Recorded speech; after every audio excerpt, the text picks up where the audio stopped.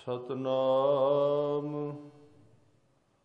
वाहिगुरु साहिब जीओ। जतन बहुत सुख के किए, दुख को कियो न कोय।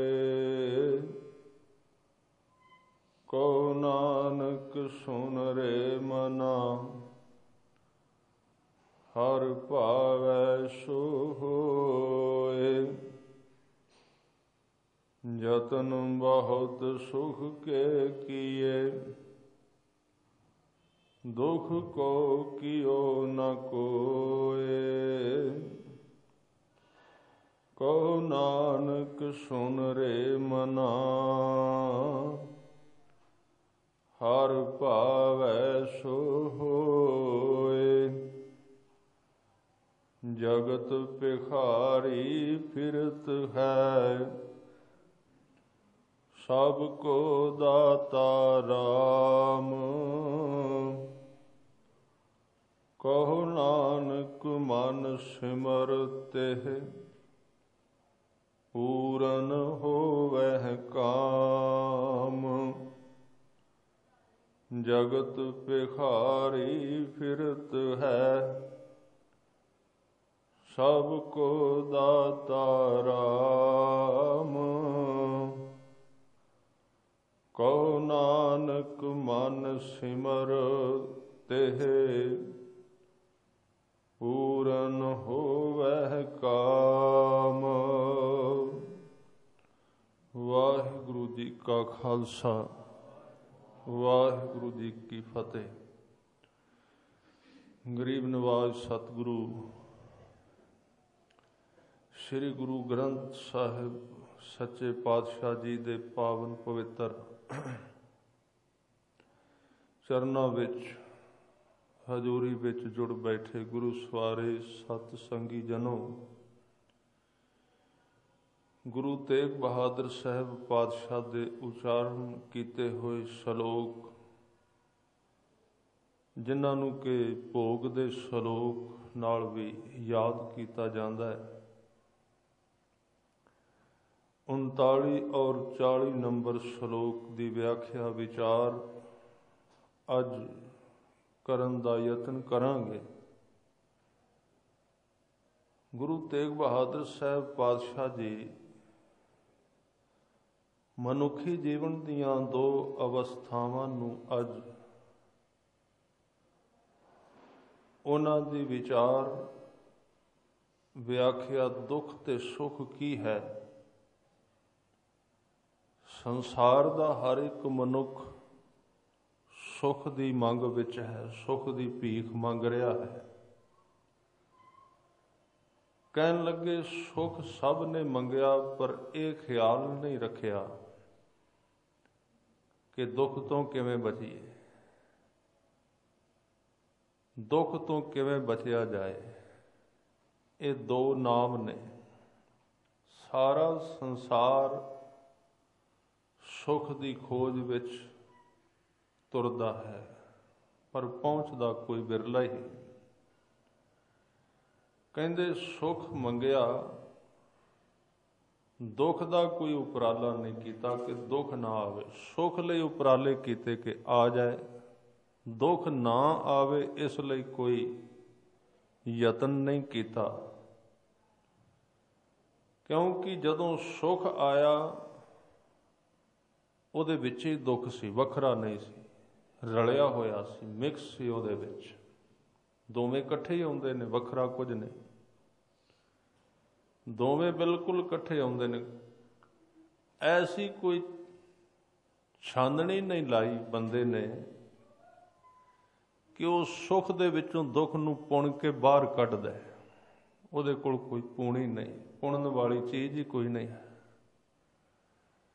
क्योंकि दुनिया विच जिन्ने सुख आउंदे ने उहदे नाल उन्ने % विच दुख आउंदे ने। दोवें है नहीं इकट्ठे। तां जदों असीं सुख मंगने आ, दुख मंगना नहीं पैंदा, वो आपे विच रलिया होया है, आपे ही आ जांदा है। थोड़े दिनों बाद हर एक सुख ਦੀ ਮੌਤ ਹੋ ਜਾਂਦੀ ਹੈ ਤੇ ਜਦੋਂ ਕਿਸੇ ਸੁੱਖ ਦੀ ਮੌਤ ਹੁੰਦੀ ਹੈ, ਜਿਹੜਾ ਸੁੱਖ ਦਾ ਮੁਰਦਾ ਬਚਦਾ ਉਸ ਨੂੰ ਕਹਿੰਦੇ ਨੇ ਦੁੱਖ। ਉਹ ਹੀ ਰੂਪ ਧਾਰਨ ਕਰ ਜਾਂਦਾ, ਵੱਖਰਾ ਨਹੀਂ। ਤਾਂ ਗੁਰੂ ਕੇ ਸ਼ਬਦ ਦੀ ਪੂਣੀ ਹੈ ਜਿਹੜੀ ਸੁੱਖ ਦੇ ਵਿੱਚੋਂ ਦੁੱਖ ਨੂੰ ਅੰਦਰ ਨਹੀਂ ਆਉਣ ਦਿੰਦੀ, ਉਹਨੂੰ ਪੁਣ ਕੇ ਬਾਹਰ ਕੱਢ ਦਿੰਦੀ ਹੈ। ਇੱਕ ਤੀਜੀ ਦਸ਼ਾ ਸਤਿਗੁਰੂ ਨੇ ਦੱਸੀ, ਆਨੰਦ। ਆਨੰਦ ਸਾਹਿਬ ਇੱਕ ਬਾਣੀ ਐਸੀ ਅਵਸਥਾ ਗੁਰੂ ਅਮਰਦਾਸ ਜੀ ਨੇ ਉਚਾਰਨ ਕੀਤੀ ਵੀ ਆਨੰਦ ਦੇ ਬਰਾਬਰ ਦਾ ਹੋਰ ਕੋਈ ਐਸੀ ਅਵਸਥਾ ਨਹੀਂ। ਆਨੰਦ ਇੱਕੋ ਹੀ ਹੈ। ਜਿੱਥੇ ਆਨੰਦ ਆ ਗਿਆ ਉੱਥੇ ਨਾ ਸੁੱਖ ਨਾ ਦੁੱਖ, ਦੋਵਾਂ ਤੋਂ ਆਦਮੀ ਪਾਰ ਚਲਾ ਗਿਆ। ਤੇ ਆਨੰਦ ਜਿਹੜਾ ਉਹ ਸੰਸਾਰ ਦੇ ਨਾਲ ਸੰਬੰਧਿਤ ਨਹੀਂ, ਸੰਸਾਰ ਦੀ ਕਿਸੇ ਦੁਕਾਨ ਤੋਂ ਮਿਲਦਾ ਨਹੀਂ। ਇਸ ਕਰਕੇ ਜਿਨ੍ਹਾਂ ਨੇ ਸੁੱਖ ਮੰਗਿਆ ਇਹ ਦੋਵੇਂ ਇਕੱਠੇ ਆਏ। ਕਬੀਰ ਸਾਹਿਬ ਤਾਂ ਹੀ ਕਹਿੰਦੇ ਨੇ, ਸੁਖ ਮੰਗਤ ਦੁੱਖ ਆਗੈ ਆਵੈ, ਸੋ ਸੁਖ ਹਮੂ ਨਾ ਮੰਗਿਆ ਪਾਵੈ। ਕਹਿੰਦੇ ਜਿਹੜਾ ਸੁੱਖ ਮੰਗਣ ਨਾਲ ਦੁੱਖ ਫਿਰ ਅੱਗੇ ਆ ਜਾਂਦਾ, ਉਹ ਸੁੱਖ ਸਾਨੂੰ ਮੰਗਣਾ ਚੰਗਾ ਨਹੀਂ ਲੱਗਦਾ, ਉਹਦੇ ਵਿੱਚ ਲੁਕ ਕੇ ਆਉਂਦਾ। ਇੱਥੋਂ ਦੇ ਹਰ ਇੱਕ ਸੁੱਖ ਦੇ ਵਿੱਚ, ਹਰ ਇੱਕ ਫੁੱਲ ਦੇ ਨਾਲ ਕੁਦਰਤੀ ਤੌਰ ਤੇ ਕੰਡੇ ਵੀ ਹਨ, ਕੰਡੇ ਜੁੜੇ ਹੋਏ ਨੇ। ਤਾਂ ਸਤਿਗੁਰੂ ਨੇ ਬੰਦੇ ਦੀ ਇਸ ਹਾਲਤ ਨੂੰ ਇੱਥੇ ਵਰਣਨ ਕੀਤਾ। ਕਹਿੰਦੇ ਆਦਮੀ ਦਿਨ ਰਾਤ ਸੁੱਖ ਲਈ ਯਤਨ ਕਰਦਾ ਰਹਿੰਦਾ ਹੈ, ਗਲਤ ਖੋਜ ਵਿੱਚ ਜਾ ਰਿਹਾ ਹੈ। ਸੁੱਖ ਦੇ ਵਿੱਚੋਂ ਕਦੀ ਸਦੀ ਵੀ ਆਨੰਦ ਦੀ ਪ੍ਰਾਪਤੀ ਨਹੀਂ, ਉਹਦੇ ਵਿੱਚ ਫਿਰ ਦੁੱਖ ਆਵੇਗਾ। ਇਸ ਕਰਕੇ ਵਿਅਰਥ ਦੇ ਯਤਨ ਨੇ। ਸੁੱਖ ਕਿਤੇ ਹੋਰ ਹੈ, ਆਨੰਦ ਕਿਤੇ ਹੋਰ ਹੈ। ਇਸ ਲਈ ਜਿਨ੍ਹਾਂ ਨੇ ਸੁੱਖ ਪਾਏ ਨਹੀਂ, ਉਹ ਤੇ ਸਾਰੀ ਉਮਰ ਸੰਸਾਰ ਦੇ ਸੁੱਖ ਲੱਭਣ ਵਿੱਚ ਬਿਤਾ ਦਿੰਦੇ ਨੇ ਕਿ ਪਦਾਰਥਾਂ ਨਾਲ, ਸੰਸਾਰ ਦੀਆਂ ਚੀਜ਼ਾਂ ਦੇ ਨਾਲ, ਇਹਨਾਂ ਨਾਲ ਸੁੱਖ ਦੀ ਪ੍ਰਾਪਤੀ ਹੋਵੇਗੀ, ਇਹਦੇ ਉੱਤੇ ਉਮਰ ਲਾ ਦਿੰਦੇ ਨੇ। ਸੁੱਖ ਪ੍ਰਾਪਤ ਨਹੀਂ ਹੁੰਦਾ ਤਾਂ ਸੋਚਦੇ ਰਹਿੰਦੇ ਨੇ ਪਦਾਰਥ ਨਹੀਂ ਮਿਲਿਆ, ਸੰਸਾਰ ਨਹੀਂ ਮਿਲਿਆ, ਧਨ ਨਹੀਂ ਮਿਲਿਆ, ਤਾਂ ਕਰਕੇ ਦੁੱਖ ਹੈ, ਤਾਂ ਕਰਕੇ ਸੁੱਖ ਦੀ ਪ੍ਰਾਪਤੀ ਨਹੀਂ।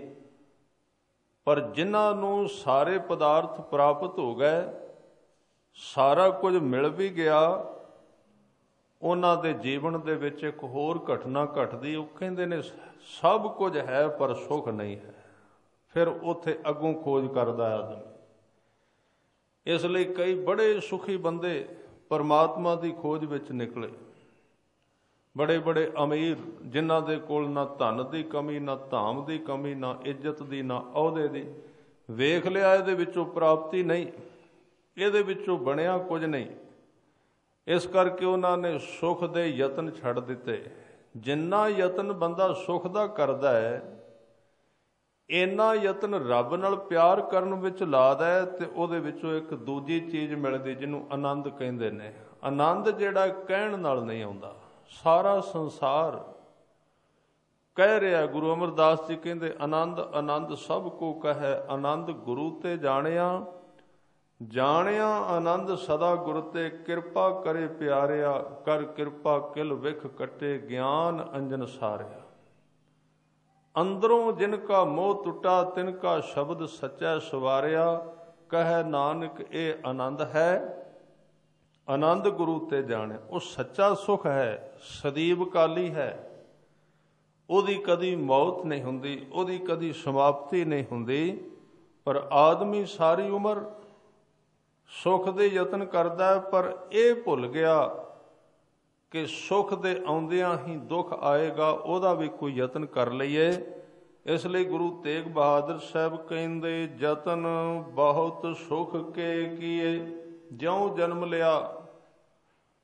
ਸੁੱਖ ਨੂੰ ਫੜਨ ਵਾਸਤੇ ਬੜੇ ਹੀ ਯਤਨ ਕੀਤੇ ਗਏ, ਅੱਜ ਤੱਕ ਕਰ ਰਿਹਾ ਮਨੁੱਖ। ਜਿਉਂ ਦਾ ਸੰਸਾਰ ਬਣਿਆ, ਸੁੱਖਾਂ ਦੀ ਖੋਜ ਵਿੱਚ ਆਦਮੀ ਦਿਨ ਰਾਤ ਦੌੜ ਰਿਹਾ, ਦਿਨ ਰਾਤ ਭੱਜ ਰਿਹਾ, ਸੁੱਖ ਦੀ ਖੋਜ ਕਰ ਰਿਹਾ।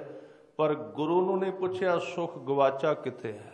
ਲੱਭ ਕਿਤੇ ਹੋਰ ਰਹੇ ਹਾਂ, ਗਵਾਚ ਕਿਤੇ ਹੋਰ ਗਿਆ, ਗਵਾਚਿਆ ਕਿਤੇ ਹੋਰ, ਲੱਭਦੇ ਕਿਤੇ ਹੋਰ ਹਾਂ। ਇਸ ਕਰਕੇ ਸਾਰੀ ਉਮਰ ਨਹੀਂ ਮਿਲਦਾ। ਜਿੱਥੋਂ ਅਸੀਂ ਖੋਜਣ ਦੀ ਕੋਸ਼ਿਸ਼ ਕਰ ਰਹੇ ਹਾਂ ਉੱਥੇ ਹੈ ਹੀ ਨਹੀਂ। ਥੱਕ ਜਾਵਾਂਗੇ, ਲੱਭੇਗਾ ਨਹੀਂ, ਹਾਰ ਜਾਵਾਂਗੇ, ਮਿਲੇਗਾ ਨਹੀਂ। ਇੱਥੋਂ ਕੋਈ ਰੱਜਿਆ ਨਹੀਂ, ਕੋਈ ਤ੍ਰਿਪਤ ਨਹੀਂ ਹੋਇਆ। ਇਸ ਲਈ ਸਤਿਗੁਰੂ ਨੇ ਕਈ ਥਾਵਾਂ ਤੇ ਬਾਣੀ ਵਿੱਚ ਨਾਮ ਲਿਆ ਐਸੇ ਲੋਕਾਂ ਦਾ। ਬੰਦੇ ਦੀ ਇੱਕ ਆਦਤ ਹੈ, ਉਹਨੂੰ ਜਿੰਨਾ ਚਿਰ ਉਦਾਹਰਣ ਨਾ ਦਿਓ ਉਹ ਸਮਝਦਾ ਨਹੀਂ। ਇਸ ਕਰਕੇ ਗੁਰਬਾਣੀ ਵਿੱਚ ਐਸੇ ਲੋਕਾਂ ਦੀਆਂ ਉਦਾਹਰਨਾਂ ਦਿੱਤੀਆਂ ਜਿਨ੍ਹਾਂ ਦੇ ਕੋਲ ਕੋਈ ਕਮੀ ਨਹੀਂ ਸੀ ਪਦਾਰਥ ਦੀ। ਸਰਬ ਸੋਇਨ ਕੀ ਲੰਕਾ ਹੋਤੀ। ਆਦਮੀ ਨੂੰ ਪੁੱਛੋ, ਕਹੇਗਾ ਕੋਲ ਕੁਝ ਨਹੀਂ। ਕੋਈ 10 ਕਿਲੋ ਸੋਨਾ ਮਿਲ ਜਾਏ ਤੇ ਸੁੱਖ ਦੀ ਪ੍ਰਾਪਤੀ ਹੋ ਜਾਏਗੀ। ਤੇ ਗੁਰੂ ਗ੍ਰੰਥ ਸਾਹਿਬ ਜੀ ਉਦਾਹਰਨ ਦਿੰਦੇ ਨੇ, ਕਹਿੰਦੇ ਸਮਾਂ ਨਾ ਖਰਾਬ ਕਰੀ, ਸਾਰੀ ਲੰਕਾ ਹੀ, ਕਿਲੋ ਦੇ ਹਿਸਾਬ ਨਹੀਂ ਕਿ ਕਿੰਨੇ ਕਿਲੋ ਸੋਨਾ ਸੀ ਰਾਵਣ ਦੇ ਕੋਲ, ਕਿੰਨੇ ਮਣ ਸੀ ਕਿ ਕਿੰਨੇ ਕੁਇੰਟਲ ਸੀ। ਸਰਬ ਸੋਇਨ ਕੀ ਲੰਕਾ ਹੋਤੀ, ਸਾਰੀ ਲੰਕਾ ਹੀ ਸੋਨੇ ਦੀ। ਰਾਵਣ ਸੇ ਅਧਿਕਾਈ। ਇਹ ਉਦਾਹਰਨਾਂ ਬੜੀਆਂ ਕੀਮਤੀ ਨੇ। ਬੜੇ ਬੜੇ ਥੋੜੇ ਜਿਹੇ ਚੁਣੇ ਹੋਏ ਲੋਕ ਨੇ ਜਿਨ੍ਹਾਂ ਦੀਆਂ ਅਸੀਂ ਉਦਾਹਰਨਾਂ ਦਿੰਦੇ ਹਾਂ, ਪਰ ਮਨ ਨਹੀਂ ਸਮਝਦਾ। ਸਾਰੀਆਂ ਉਦਾਹਰਨਾਂ ਸੁਣਨ ਦੇ ਬਾਵਜੂਦ ਵੀ ਉਹਨੂੰ ਸਮਝ ਨਹੀਂ ਆਉਂਦੀ। ਫਿਰ ਉਹਦੇ ਉੱਤੇ ਆ ਕੇ ਡਿੱਗਦਾ, ਫਿਰ ਉਹਦੇ ਉੱਤੇ ਆ ਕੇ ਆਧਾਰਿਤ ਹੋ ਜਾਂਦਾ ਹੈ। ਇਸ ਕਰਕੇ ਸਤਿਗੁਰੂ ਨੇ ਗਿਣੇ ਚੁਣੇ ਲੋਕਾਂ ਦੀਆਂ ਉਦਾਹਰਨਾਂ ਦਿੱਤੀਆਂ। ਕਹਿਣ ਲੱਗੇ ਜੇ ਤੇ ਰਾਵਣ ਕਾਮਯਾਬ ਹੋਇਆ ਜ਼ਿੰਦਗੀ ਵਿੱਚ, ਸਾਧਨ ਸਾਰੇ ਸਨ, ਹਾਥੀ ਸਨ, ਘੋੜੇ ਸਨ, ਪਦਾਰਥ ਸਨ, ਸਭ ਕੁਝ ਸੀ। ਜੇ ਤੇ ਉਹਨੂੰ ਤ੍ਰਿਪਤੀ ਨਸੀਬ ਹੋਈ ਤੇ ਤੂੰ ਵੀ ਇਹਦੇ ਪਾਸੇ ਸਮਾਂ ਗੁਜ਼ਾਰ, ਇਹਦੇ ਪਾਸੇ ਸਮਾਂ ਲਾ ਦੇ। ਤੇ ਜੇ ਉਹ ਰਾਵਣ ਹੀ ਇੱਥੋਂ ਰੋਂਦਾ ਚਲਾ ਗਿਆ, ਫਿਰ ਤੇਰੇ ਵਾਸਤੇ ਇੱਕ ਬੜੀ ਸੁੰਦਰ ਉਦਾਹਰਣ ਹੈ। ਉਸ ਕੰਮ ਤੇ ਤੂੰ ਨਾ ਸਮਾਂ ਗੁਜ਼ਾਰੀ, ਉਹਦੇ ਉੱਤੇ ਤੂੰ ਸਮਾਂ ਨਾ ਲਾਈ। ਤਾਂ ਸਤਿਗੁਰੂ ਸੱਚੇ ਪਾਤਸ਼ਾਹ ਜੀ ਉਸ ਸੁੱਖ ਨੂੰ ਖੋਜਣ ਵਾਸਤੇ ਇੱਥੇ ਇਸ਼ਾਰਾ ਕਰ ਰਹੇ ਨੇ। ਕਹਿੰਦੇ ਜਿੰਨਾ ਯਤਨ ਤੂੰ ਸੁੱਖ ਦੀ ਖੋਜ ਤੇ ਲਾਉਣਾ ਹੈ, ਇੰਨਾ ਯਤਨ, ਇੰਨੀ ਮਿਹਨਤ ਕਿਤੇ ਰੱਬ ਦੇ ਪਿਆਰ ਵਿੱਚ ਲਾ ਦੇਂ ਤੇ ਉਸ ਦੇ ਵਿੱਚੋਂ ਤੈਨੂੰ ਇੰਨਾ ਸੁੱਖ ਮਿਲੇਗਾ ਕਿ ਦੁਨੀਆ ਦਾ ਦੁੱਖ ਤੇਰੇ ਨੇੜੇ ਨਹੀਂ ਆ ਸਕੇਗਾ। ਪਰ ਇਹ ਯਤਨ ਨਹੀਂ ਕਰਦਾ। ਇਸ ਕਰਕੇ ਸਤਿਗੁਰੂ ਨੇ ਬਾਣੀ ਦੇ ਵਿੱਚ ਐਸੇ ਯਤਨ ਕਰਨ ਦਾ ਹੁਕਮ ਦਿੱਤਾ ਹੈ ਕਿ ਇੱਧਰ ਮਿਹਨਤ ਕਰ, ਜਿੱਧਰ ਤੂੰ ਮਿਹਨਤ ਕਰ ਰਿਹਾ ਆਪਣੇ ਜੀਵਨ ਦੀ ਤਾਕਤ, ਸਮੇਂ ਨੂੰ ਨਾ ਗਵਾਈ। ਇਸੇ ਸਮੇਂ ਨੂੰ, ਇਸ ਵਕਤ ਨੂੰ ਤੂੰ ਰੱਬ ਦੇ ਪਿਆਰ ਵਿੱਚ ਗੁਜ਼ਾਰ। ਉਹਦੇ ਵਿੱਚ ਕਿਵੇਂ ਦਾ ਸੁੱਖ ਮਿਲੇਗਾ? ਸਾਹਿਬ ਬਾਣੀ ਵਿੱਚ ਕਿਰਪਾ ਕਰਦੇ, ਹਲਤ ਸੁਖ ਪਲਤ ਸੁਖ, ਨਿਤ ਸੁਖ ਸਿਮਰਨੋ, ਨਾਮ ਗੋਬਿੰਦ ਕਾ ਸਦਾ ਲੀਜੈ। ਕਹਿੰਦੇ ਵੇਖ, ਹਲਤ ਤੇ ਅਰਥ ਨੇ ਇਹ ਦੁਨੀਆ, ਪਲਤ ਦਾ ਅਰਥ ਹੈ ਪਰਲੋਕ। ਏਡੀ ਵੱਡੀ ਉਹ ਦਵਾਈ ਹੈ ਪਰਮਾਤਮਾ ਦਾ ਨਾਮ, ਉਹਦੀ ਯਾਦ, ਉਸ ਦਾ ਪ੍ਰੇਮ, ਗੁਰਬਾਣੀ ਨਾਲ ਪ੍ਰੇਮ। ਧਰਮ ਦੀ ਪੂੰਜੀ ਕੋਲ ਹੋਵੇ ਬੰਦੇ ਦੇ, ਹਲਤ ਦਾ ਸੁੱਖ ਮਿਲ ਗਿਆ, ਇੱਥੋਂ ਦਾ ਸੁੱਖ ਵੀ ਉਹਦੇ ਵਿੱਚ ਹੈ। ਸਾਧ ਸੰਗਤ, ਦੋਵੇਂ ਸੁੱਖ ਨੇ ਉਸ ਘਰ ਦੇ ਅੰਦਰ। ਸ਼ਬਦ ਦੋਵਾਂ ਜਹਾਨਾਂ ਵਿੱਚ ਚੱਲਦਾ। ਸ਼ਬਦ ਅਖੁੱਟ ਬਾਬਾ ਨਾਨਕਾ, ਬੜਾ ਪਿਆਰਾ ਸ਼ਬਦ ਲਿਖਿਆ। ਸ਼ਬਦ ਖੋਟਾ ਨਹੀਂ ਹੁੰਦਾ। ਨਾਮ ਨਾ ਇੱਥੇ ਖੋਟਾ ਹੁੰਦਾ ਹੈ ਤੇ ਪਰਲੋਕ ਵਿੱਚ ਜਦੋਂ ਆਦਮੀ ਗਿਆ ਤੇ ਨਾਲ ਵੀ ਚਲਾ ਜਾਂਦਾ, ਬਾਕੀ ਤੇ ਸਭ ਇੱਥੇ ਰਹਿ ਗਿਆ। ਇਸ ਕਰਕੇ ਸਾਹਿਬ ਕਹਿੰਦੇ ਹਲਤ ਸੁਖ ਪਲਤ ਸੁਖ, ਨਿਤ ਸੁਖ ਸਿਮਰਨੋ। ਪਰ ਇਹ ਕਿਵੇਂ ਹੋਵੇਗਾ? ਸਾਹਿਬ ਕਹਿੰਦੇ ਨਾਮ ਗੋਬਿੰਦ ਕਾ ਸਦਾ ਲੀਜੈ। ਇਹ ਹੁਣ ਸਾਨੂੰ ਉਪਰਾਲਾ ਕਰਨਾ ਪਏਗਾ। ਸਦਾ ਉਹਦੇ ਥਾਂ ਤੇ ਇਸ ਨਾਮ ਨੂੰ ਲਾ ਜਿੱਥੇ ਮਾਇਆ ਵਸਦੀ। ਦੋ ਉਦਾਹਰਨਾਂ ਦਿੱਤੀਆਂ ਨੇ। ਸਾਹਿਬ ਨੂੰ ਜਦੋਂ ਕਿਸੇ ਪੁੱਛਿਆ ਕਿ ਜਿਸ ਸੁੱਖ ਦੀ ਤੁਸੀਂ ਗੱਲ ਕਰਦੇ ਹੋ ਮਿਲੇ ਕਿਵੇਂ, ਕਹਿਣ ਲੱਗੇ ਹੁਣ ਜਿਨ੍ਹਾਂ ਦਮਾਂ ਨਾਲ, ਜਿਨ੍ਹਾਂ ਸਵਾਸਾਂ ਨਾਲ, ਇੱਕ ਇੱਕ ਸਵਾਸ ਨਾਲ ਤੁਸੀਂ ਮਾਇਆ ਨੂੰ ਚੇਤੇ ਕਰਦੇ ਹੋ, ਅੰਦਰੋਂ ਯਾਦ ਬਣੀ ਰਹਿੰਦੀ ਮਾਇਆ ਦੇ ਕਿਸੇ ਰੂਪ ਦੀ। ਮਾਇਆ ਮਨੋ ਨਾ ਵਿਸਰੈ, ਮੰਗੈ ਦਮਾ ਦਮ। ਇੱਕ ਇੱਕ ਸਵਾਸ ਜਦੋਂ ਚੱਲਦਾ ਨਾ ਤੇ ਸਾਧ ਸੰਗਤ ਅੰਦਰ ਖੋਜ ਚੱਲਦੀ ਰਹਿੰਦੀ, ਕਿਵੇਂ ਵਧੇ, ਕਿਵੇਂ ਜ਼ਿਆਦਾ ਹੋ ਜਾਏ, ਕਿਵੇਂ ਸਾਡੇ ਕੋਲ ਇਹ ਖਜ਼ਾਨੇ ਵੱਧ ਜਾਣ ਸੰਸਾਰ ਦੇ। ਪਰ ਜੇ ਕਹਿੰਦੇ एक पासे ते वो लोक ने ਜਿਹੜੇ ਇੱਕ ਇੱਕ ਸਵਾਸ ਨਾਲ ਮਾਇਆ ਨੂੰ ਚੇਤੇ ਕਰਦੇ ਨੇ। ਹੁਣ ਥਾਂ ਤੇ ਇੱਕੋ ਹੈ ਨਾ ਸਾਧ ਸੰਗਤ, ਇੱਕੋ ਚੀਜ਼ ਹੈ, ਜ਼ਮੀਨ ਇੱਕੋ ਹੈ, ਉਹਦੇ ਵਿੱਚ ਫੁੱਲ ਬੀਜੋ ਤੇ ਜ਼ਮੀਨ ਨੇ ਨਾ ਨਹੀਂ ਕਰਨੀ, ਉਹ ਫੁੱਲ ਪੈਦਾ ਕਰ ਦੇਗੀ। ਜਿਹੜਾ ਬੀਜ ਪਾਇਆ ਜ਼ਮੀਨ ਦਾ ਕੰਮ ਤੇ ਉਗਾਉਣਾ ਹੈ। ਜੇ ਉਹਦੇ ਵਿੱਚ ਸੁਗੰਧਿਤ ਫੁੱਲਾਂ ਦੇ ਬੀਜ ਪਾਵਾਂਗੇ ਤੇ ਫੁੱਲ ਉਗਣਗੇ, ਉਹਨੇ ਜਵਾਬ ਨਹੀਂ ਦੇਣਾ ਫੁੱਲ ਉਗਾਉਣ ਤੋਂ। ਉਸੇ ਥਾਂ ਤੇ ਜਿੱਥੇ ਫੁੱਲ ਬੀਜੇ ਸਨ, ਉਸੇ ਥਾਂ ਤੇ ਕਿੱਕਰ ਦਾ, ਕੰਡਿਆਂ ਦਾ ਬੀਜ ਦਿੱਤਾ ਜਾਏ, ਜ਼ਮੀਨ ਨੇ ਫਿਰ ਵੀ ਜਵਾਬ ਨਹੀਂ ਦੇਣਾ। ਬੰਦੇ ਦਾ ਜੀਵਨ ਜ਼ਮੀਨ ਵਰਗਾ ਹੈ, ਮਨੁੱਖ ਦੀ ਜ਼ਿੰਦਗੀ ਜ਼ਮੀਨ ਵਰਗੀ ਹੈ, ਸਵਾਸ ਜ਼ਮੀਨ ਵਰਗੇ ਨੇ। ਸੱਚੇ ਪਾਤਸ਼ਾਹ ਨੇ ਕਿ ਹੁਣ ਮਰਜ਼ੀ ਤੇਰੀ ਏ, ਤੂੰ ਇਹਦੇ ਵਿੱਚ ਕੀ ਬੀਜਣਾ, ਸੰਸਾਰ ਬੀਜਣਾ ਕਿ ਪਰਮਾਤਮਾ ਬੀਜਣਾ ਹੈ, ਉਹਦਾ ਨਾਮ ਬੀਜਣਾ, ਇਹ ਤੇਰੇ ਤੇ ਨਿਰਭਰ ਕਰਦਾ ਹੈ। ਸਵਾਸ ਤੇਰੇ ਕੋਲ ਨੇ, ਇਹਨਾਂ ਸਵਾਸਾਂ ਦੇ ਵਿੱਚ ਮਾਇਆ ਮਨੋ ਨਾ ਵਿਸਰੈ। ਮੰਗੈ ਦਮਾ ਦਮ, ਇੱਕ ਇੱਕ ਦਮ, ਇੱਕ ਇੱਕ ਸਵਾਸ ਉਹਦੇ ਵਿੱਚ ਚੱਲੀ ਜਾਂਦਾ। ਸੋ ਪ੍ਰਭ ਚਿਤ ਨਾ ਆਵੇ, ਨਾਨਕ ਨਹੀਂ ਕਰਮ। ਤੇ ਦੂਜੇ ਪਾਸੇ ਸਤਿਗੁਰੂ ਨੇ ਬਚਨ ਕੀਤੇ, ਦਮ ਦਮ ਸਦਾ ਸੰਭਾਲਦਾ, ਦਮ ਨਾ ਬਿਰਥਾ ਜਾਏ। ਹੁਣ ਇੱਕ ਇੱਕ ਦਮ ਉਹ ਵੀ ਪੁਰਸ਼ ਉਸੇ ਤਰ੍ਹਾਂ ਦਾ ਹੈ, ਸਰੀਰ ਉਹਦਾ ਵੱਖਰਾ ਨਹੀਂ, ਬਸ ਬੀਜ ਬੀਜਣ ਵਿੱਚ ਫਰਕ ਪਾ ਦਿੱਤਾ। ਇੱਕ ਨੇ ਇਸ ਸਵਾਸ ਵਿੱਚ, ਇਸ ਮਨ ਵਿੱਚ ਬੀਜਿਆ ਸੰਸਾਰ, ਦੂਜੇ ਨੇ ਬੀਜ ਦਿੱਤਾ ਨਾਮ। ਹੁਣ ਜੋ ਕੁਝ ਬੀਜਿਆ ਇਹ ਇੱਕ ਜ਼ਿੰਦਗੀ ਦੀ ਤਰਜ ਹੈ, ਇਹ ਧਰਤੀ ਹੈ ਜੀਵਨ, ਜੋ ਬੀਜਾਂਗੇ ਉਹ ਹੀ ਉੱਗੇਗਾ। ਇਸ ਕਰਕੇ ਬੀਜਣ ਦੀ ਸਲਾਹ ਲੈਣੀ ਚਾਹੀਦੀ ਹੈ। ਬੀਜ ਪਹਿਲਾਂ ਟੈਸਟ ਕਰ ਲੈਣਾ ਚਾਹੀਦਾ ਹੈ। ਕਰਮ ਕਰਨ ਲੱਗਿਆਂ ਕਿਵੇਂ ਦਾ ਹੈ, ਪਤਾ ਕਿੱਥੋਂ ਲੱਗੇਗਾ? ਪਹਿਲਿਆਂ ਵੱਲ ਵੇਖ ਲਈਏ, ਪਹਿਲਿਆਂ ਵੱਲ ਵੇਖੀ ਉਹਨਾਂ ਦੇ ਜੀਵਨ। ਤਵਾਰੀਖ ਕਿਉਂ ਜ਼ਰੂਰੀ ਹੈ ਬੰਦੇ ਵਾਸਤੇ? ਇੱਕ ਤੇ ਧਰਮ ਦੇ ਦੋ ਹਿੱਸੇ ਨੇ, ਇੱਕ ਇਤਿਹਾਸ, ਇੱਕ ਗੁਰਬਾਣੀ। ਗੁਰਬਾਣੀ ਤੇ ਹੈ ਬੀਜ, ਵਰਤਮਾਨ ਵਿੱਚ ਵਰਤਦੀ, ਪਿਛੋਕੜ ਵਿੱਚ ਵੀ ਵਰਤਦੀ, ਪਰ ਇਤਿਹਾਸ ਵਿੱਚ, ਤਵਾਰੀਖ ਦੇ ਵਿੱਚ ਪਿੱਛੇ ਜਾ ਕੇ ਵੇਖਿਆ ਜਾਂਦਾ ਕਿਹੜੇ ਲੋਕਾਂ ਨੇ ਕੀ ਬੀਜਿਆ ਸੀ ਤੇ ਉਹਨਾਂ ਨੂੰ ਫਲ ਕੀ ਪ੍ਰਾਪਤ ਹੋਇਆ, ਪ੍ਰਾਪਤੀ ਕੀ ਹੋਈ। ਉੱਥੇ ਜਦੋਂ ਆਪਾਂ ਗੁਰਬਾਣੀ ਵਿੱਚ ਸੁਣਾਂਗੇ ਤੇ ਉੱਥੇ ਇਹ ਸ਼ਬਦ ਆਉਣਗੇ, ਸਹਿਬ ਕਹਿੰਦੇ ਕੂੜ ਨਿਖੁੱਟੇ ਨਾਨਕਾ, ਓੜਕ ਸੱਚ ਰਹੀ। ਨਿਖੁੱਟੇ ਦਾ ਅਰਥ ਖੋਟਾ ਹੋ ਜਾਂਦਾ ਹੈ। ਝੂਠ ਨੂੰ ਜਿੰਨਾ ਮਰਜ਼ੀ ਕਮਾਓ, ਝੂਠ ਦੀਆਂ ਜਿੰਨੀ ਮਰਜ਼ੀ ਪੰਡਾ ਬੰਨੋ ਤੇ ਹੁੰਦੀਆਂ ਪੰਡਾ ਨੇ ਝੂਠ ਦੀਆਂ, ਸੱਚ ਦੀਆਂ ਪੰਡਾ ਨਹੀਂ ਹੁੰਦੀਆਂ। ਸਾਧ ਸੰਗਤ, ਹੀਰਾ ਜਿਹੜਾ ਹੈ ਉਹ ਜੇਬ ਦੇ ਵਿੱਚ ਟਿਕਿਆ ਰਹਿੰਦਾ ਹੈ। ਉਸ ਜੇਬ ਦੇ ਵਿੱਚ ਪਏ ਹੋਏ ਹੀਰੇ ਦੇ ਨਾਲ ਲੱਖਾਂ ਏਕੜ ਬੰਦਾ ਜ਼ਮੀਨ ਖਰੀਦ ਸਕਦਾ, ਮਿੱਟੀ ਖਰੀਦ ਸਕਦਾ, ਪਰ ਜੇ ਇੱਕ ਚੂੰਡੀ ਮਿੱਟੀ ਦੀ, ਉਹਦੇ ਨਾਲ ਹੀਰਾ ਨਹੀਂ ਖਰੀਦਿਆ ਜਾ ਸਕਦਾ। ਝੂਠ ਕੀ ਹੈ?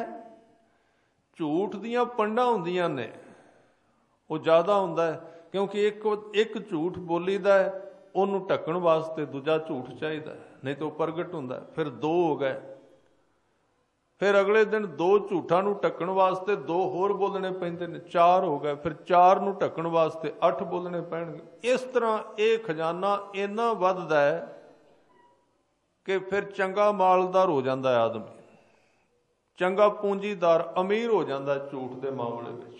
ਫਿਰ ਉਹਨੂੰ ਝੂਠ ਬੋਲਣਾ ਨਹੀਂ ਪੈਂਦਾ, ਉਹ ਝੂਠ ਦਾ ਸ਼ਾਹੂਕਾਰ ਹੋ ਜਾਂਦਾ ਹੈ। ਉਹਦੇ ਕੋਲ ਅੰਬਾਰ ਲੱਗੇ ਪਏ ਨੇ, ਜਿੰਨਾ ਮਰਜ਼ੀ ਖਰੀਦੋ, ਜਿੰਨਾ ਮਰਜ਼ੀ ਲਵੋ, ਪਰ ਸੱਚ ਦੀਆਂ ਪੰਡਾਂ ਨਹੀਂ ਵੱਜਦੀਆਂ। ਤੇ ਇੱਕੋ ਹੀ ਹੈ ਬਸ, ਸੱਚ ਇੱਕ ਹੈ, ਉਹਨੂੰ ਵੱਧਦਾ ਕਿਉਂ ਨਹੀਂ, ਵੱਡਾ ਕਿਉਂ ਨਹੀਂ ਹੁੰਦਾ? ਇੱਕ ਪੱਖ ਤੋਂ ਤੇ ਵੱਧਦਾ ਹੈ। ਉਹ ਇੰਨਾ ਵੱਧਦਾ ਹੈ ਜਿਵੇਂ ਇੱਕ ਦੀਵੇ ਤੋਂ ਦੂਜਾ ਦੀਵਾ ਜਗਿਆ ਤੇ ਲੋ ਡਬਲ ਹੋ ਗਈ, ਉਹਦੇ ਤੋਂ ਅੱਗੇ ਬਲਦੇ ਗਏ। ਜਿਉਂ-ਜਿਉਂ ਦੀਵੇ ਬਲੇ ਤਿਉਂ-ਤਿਉਂ ਚਾਨਣ ਵਿੱਚ ਵਾਧਾ ਹੋ ਗਿਆ। ਸਾਧ ਸੰਗਤ, ਸੱਚ ਦੇ ਵਧਣ ਦਾ ਤਰੀਕਾ ਹੋਰ ਹੈ, ਝੂਠ ਦੇ ਵਧਣ ਦਾ ਤਰੀਕਾ ਹੋਰ ਹੈ। ਇਸ ਕਰਕੇ ਕਹਿੰਦੇ ਕੂੜ ਨਿਖੁੱਟੇ ਨਾਨਕਾ।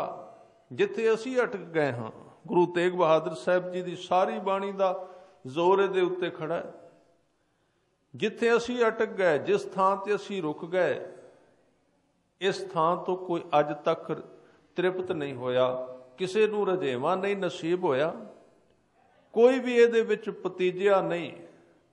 तां सतगुरुआं दे उपदेश एक राह ते चलाउण वास्ते सानूं काफ़ी वड्डी मदद दे सकदे ने। किहड़ी थां गलत थां ते असीं रुक गए, संसार दे किहड़े मोड़ ते जीवन गुजारी जा रहे हैं, उत्थे जीवन गुजरदा जा रहा है, रुके होए हैं। तां सतगुरु ने कहा ओड़क सच रही, वो खजाना फिर तोड़ निभदा है, सिरे तक जांदा है। ते सतगुरु गुरु तेग बहादुर साहब साडे मन की एक इस धारी इच्छा का एक स्वरूप बयान कर रहे ने।